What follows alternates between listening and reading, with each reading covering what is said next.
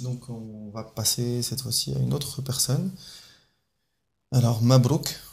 Mabrouk, alors on ne sait pas d'où est-ce qu'il nous appelle, mais sa question est une question d'actualité, semble-t-il. Une question d'actualité qui est en lien avec un hadith du prophète sallallahu alayhi wa sallam, mais on n'a pas trop de précision.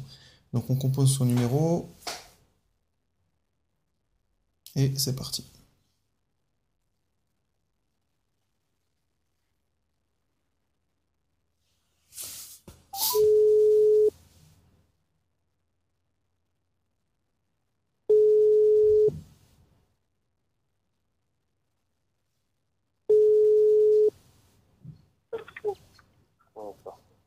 Allô, salam Allô, alaikum. Mabrouk?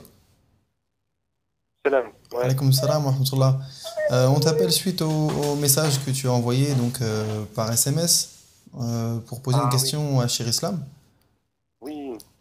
concernant donc une question d'actualité, semble-t-il. Donc, Oui, ben écoute, Naam.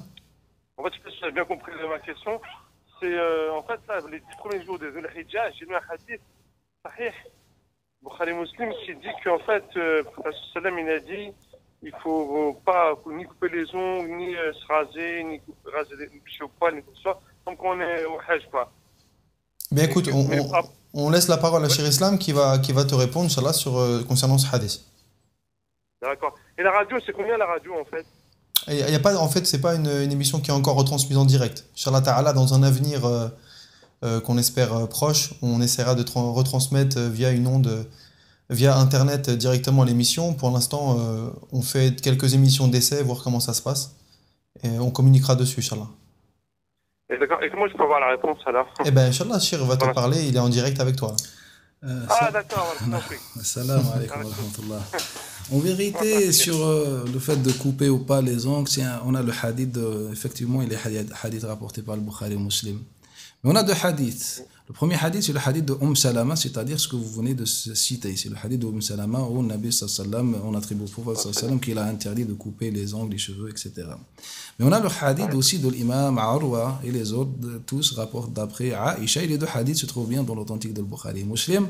Aïcha a dit que le Nabi sallallahu alayhi wa sallam n'a rien interdit ce jour-là, ou bien cette période-là.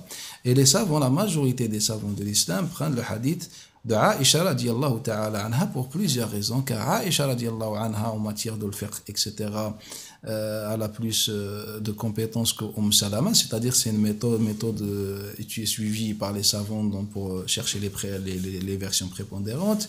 Et aussi D'accord. Aïcha était la plus proche du prophète sallallahu alayhi wa alihi wa sallam.